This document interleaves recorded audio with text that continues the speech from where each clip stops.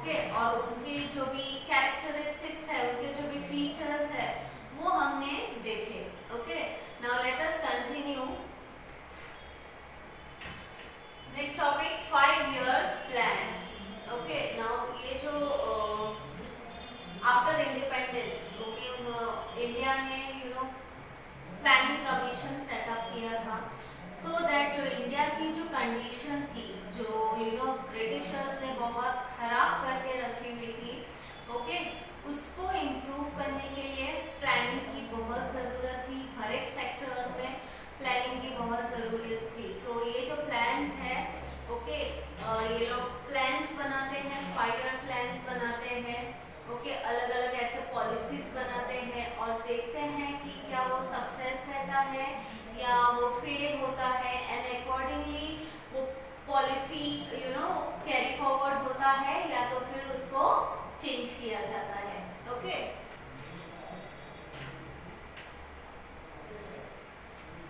The colonial power had exploited India economically. The country faced severe problems like poverty, unemployment, population growth, low standards of living, low productivity of agriculture and industries, and backwardness in the fields of knowledge, science and technology. Planning is essential to solve these problems.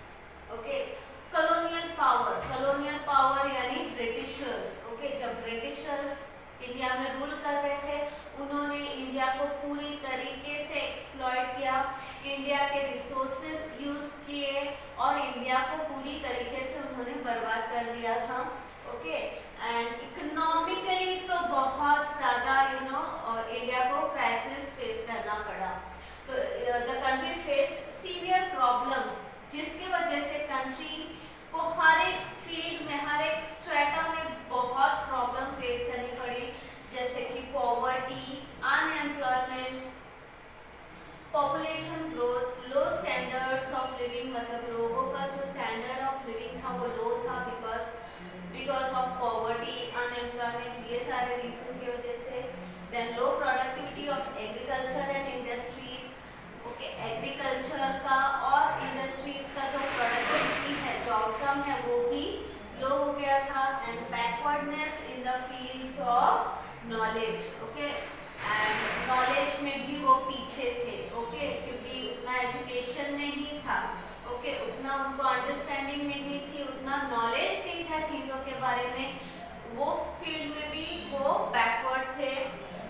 Science and technology में भी वो backward थे। Okay, so for this purpose planning was essential to solve all this problem. ठीक है, ये problem को tackle करने के लिए, इन प्रॉब्लम के साथ डील करने के लिए, उसको ओवरकम करने के लिए प्लानिंग बहुत ज़रूरी था। Okay, India established the Planning Commission in 1950 with Prime Minister Pandit Jawaharlal Nehru as its chairman. Okay, फिर इंडिया ने प्लानिंग कमीशन एस्टैब्लिश किया, मतलब एक कमिटी एस्टैब्लिश किया उन्होंने प्लानिंग के लिए, इंडिया को कैसे डेवलप किया जाए, इंडिया के प्रॉब्लम्स को कैसे टैकल किया जाए, उसके लिए प्लानिंग करना ज़रूरी था। तो 1950 को प्लानिंग कमीशन एस्टैब्लिश किया गया under the chairmanship of Pandit Jawaharlal Nehru. Okay, it formulated India's 5-year plans that included rural and agriculture development, balanced industrialization, provision for a minimum standard of living and economic development consistent with democratic ideals. Okay, तो अभी ये planning commission जो था, it was formulated it formulated India's 5-year plan. Okay, planning commission ने क्या formulate किया, India का 5-year plans that included, okay, जो 5-year plan था वो प्लानिंग में क्या इंक्लूड किया उन्होंने। ओके, वो 5-year के प्लानिंग में उन्होंने कौन से फील्ड के ऊपर फोकस किया और कौन से इशू को डील करने के लिए उन्होंने स्टेप लिया, that is rural and agriculture development. जो रूरल एरियाज था, जो विलेज एरियाज थे, जो कि कंप्लीटली इग्नोर्ड जो एरियाज थे, ओके, क्योंकि जब ब्रिटिशर्स थे उन्होंने सिर्फ सिटीज या टाउन्स को ही अपने कन्वीनियंस के लिए वहाँ पर डेवलपमेंट किया था और विलेज को टोटली इग्नोर किया था। तो रूरल यानी विलेज यानी जो गांव है उसका और agriculture development was very important. Then balance industrialisation, industrialisation को बैलेंस करना बहुत ज़रूरी था, क्योंकि जो एक कोई स्टेट्स डेवलप थे, वहाँ पर इंडस्ट्रीज थे, तो कोई स्टेट्स जो थे वो बहुत ही बैकवर्ड थे, उनके ऊपर ध्यान नहीं था। तो बैलेंस्ड इंडस्ट्रियलाइजेशन बहुत ज़रूरी था। Provision for a minimum standard of living, मतलब लोगों को at least minimum standard of living मतलब मिले, इसके लिए प्रोविजन करना बहुत ज़रूरी था। ठीक है, एटलीस्ट उनके पास कुछ ना कुछ जरिया हो, सोर्स ऑफ लिविंग हो, जिसके जरिए वो अपना लिविंग कंडीशन को इम्प्रूव कर सके। And economic development consistent with democratic ideals as well as economic development, मतलब हमारा जो कंट्री का इकोनॉमी है उसको भी डेवलप करने का फोकस करना था, with along with democratic ideals, मतलब जो डेमोक्रेसी है, डेमोक्रेटिक आइडियल्स है, उसको ध्यान में रखते हुए हमको ये सारे स्टेप्स लेने थे।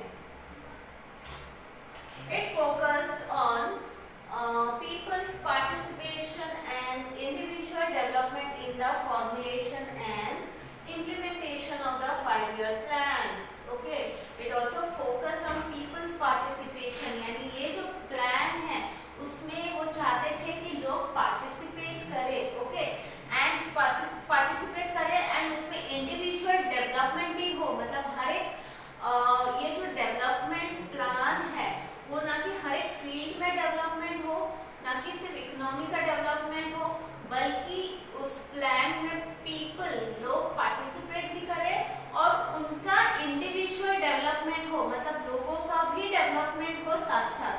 Okay, in the formulation and implementation, मतलब ये प्लान को फॉर्मुलेट करने में, उसको इम्प्लीमेंट करने में उनका भी पार्टिसिपेशन और उनका डेवलपमेंट जरूरी था। Fundamental principle of planning, okay, fundamental मतलब जो बेसिक, जो जनरल प्रिंसिपल है प्लानिंग का, वो क्या है हम देखते हैं। A general principle of planning is the proportionate distribution of the resources of a country and the appropriate use of the human resources to fulfill the needs of the people. मतलब एक planning का base क्या होना चाहिए, उसका objective क्या होना चाहिए, ओके, क्या होना चाहिए, प्रोपोर्शनेट डिस्ट्रीब्यूशन, यानी जो हमारे पास रिसोर्सेस है, हमारे कंट्री में जो भी रिसोर्सेस अवेलेबल है, जो नेचुरल रिसोर्सेस अवेलेबल है, उसका प्रोपोर्शनेट डिस्ट्रीब्यूशन होना जरूरी है।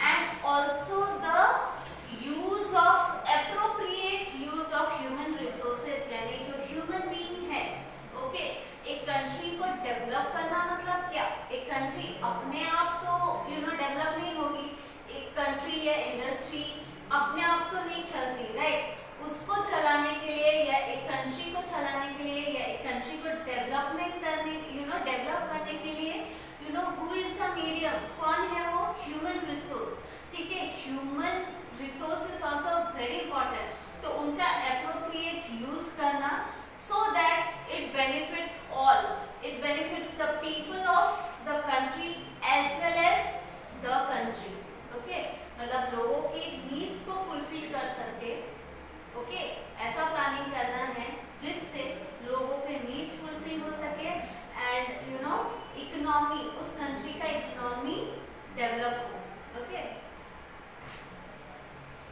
Goals of plans, the general goals of the economic planning of India are as follows, okay,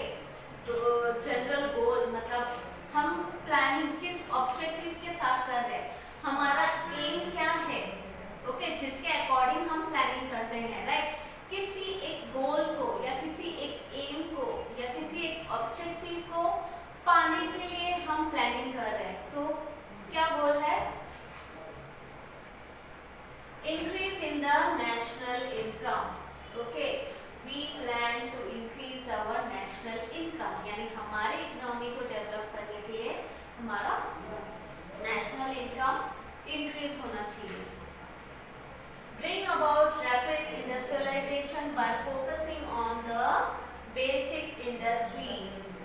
मतलब we should bring about rapid industrialization, मतलब industries फटाफट फ्लरिश करे, ओके, एक्सपांड हो. And for that purpose we should focus on basic industries, यानी वो industries जो ज़्यादा से ज़्यादा वो सारे प्रोडक्ट्स, वो सारे गुड्स प्रोड्यूस करे जो कि ज़्यादा से ज़्यादा डिमांड में हो, यानी लोग ज़्यादा से ज़्यादा वो चीज़ें कंज्यूम करे, यूज़ करे. उन सारी चीज़ों का इंडस्ट्रीज के ऊपर फोकस करना और उसको increase करना. Bring about an increase in agricultural production so that the country becomes self-sufficient in food grain production. Okay, agricultural production को increase करने के लिए हमको उसको उसके ऊपर फोकस करना and also जो agricultural production है, okay, अगर वो इंक्रीज हुआ तो हमारी जो कंट्री है वो सेल्फ सफिशिएंट होगी.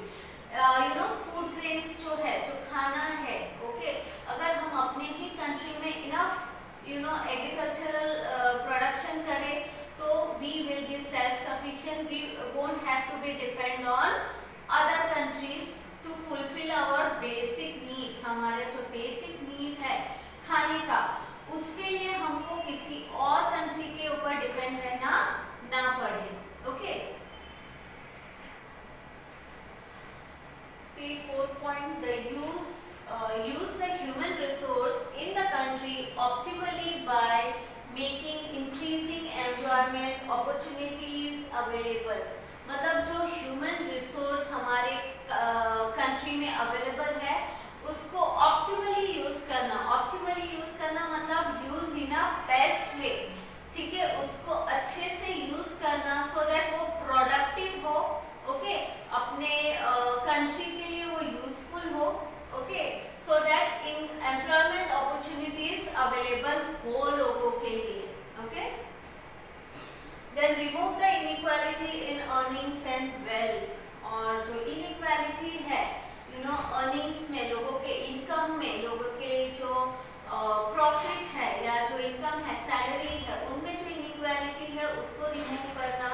ओके, यानी जो रिच और पुअर वो जो इम्बैलेंस है उसको मिटाना. Okay, then maintain stable prices of commodities, यानी जो कमोडिटीज है, जो गुड्स है, जो प्रोडक्ट्स है, उनके प्राइसेस स्टेबल रखना जरूरी है. मतलब उनके जो प्राइसेस है वो फ्लक्चुएट नहीं करना चाहिए कि शॉर्ट पीरियड ऑफ टाइम में प्राइस बढ़ रहा है या फिर प्राइस घट रहा है, ऐसा नहीं होना चाहिए. प्राइस स्टेबल होना चाहिए. Bring the growth in population under control by family planning. तो पॉपुलेशन कंट्रोल करना बहुत ज़रूरी है. जो ग्रोइंग पॉपुलेशन है उसको कंट्रोल करना ज़रूरी है by the means of family planning, क्योंकि जितना ज़्यादा पॉपुलेशन होगा उतना स्ट्रेस बढ़ेगा एक कंट्री के लिए. लोगों के डिमांड्स फुलफिल करने के लिए, उनके बेसिक नीड्स फुलफिल करने के लिए स्ट्रेस बढ़ेगा. इसलिए पॉपुलेशन को कंट्रोल में रखना बहुत ज़रूरी है. Remove the standards of living by eradicating poverty. Okay, improve the standard of living, यानी लोगों का जो standard of living है वो improve करना जरूरी है by removing poverty. मतलब गरीबी दूर करना और लोगों को एटलीस्ट एक प्रॉपर काम मिले जिससे वो अपना अच्छा गुजारा कर सके, अपना जो लाइफस्टाइल है उसको इम्प्रूव कर सके. डेवलप सोशल सर्विसेज डेवलप करें, ठीक है, जो कि लोगों के वेलफेयर के लिए सोचे, वेलफेयर के लिए काम करे, ठीक है. Make the economy self sufficient.